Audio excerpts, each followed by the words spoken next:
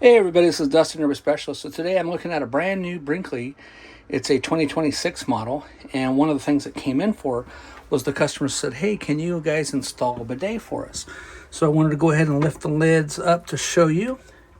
Here's one of those new bidets that we installed, and you can see the brand name there. I don't remember the brand name offhand, but basically this bidet got installed, so there wasn't really too difficult. I mean, you had to take off the seat, and I think he removed the toilet, and then he did some stuff to the fittings, and I think he put in like a shut off or a T or something along those lines. But anyways, they're not too bad. So hopefully this will save you guys lots of toilet paper. And obviously it's going to use a little bit more water, but that's okay too. So all right, well, stay tuned for more. And if you're interested in having one of those installed, give us a call. And if you haven't already joined us too in our Brinkley group, is Brinkley RV Owners in the RV Shop with Dustin. Hey. All right, well, stay tuned for more. Thanks so much for watching.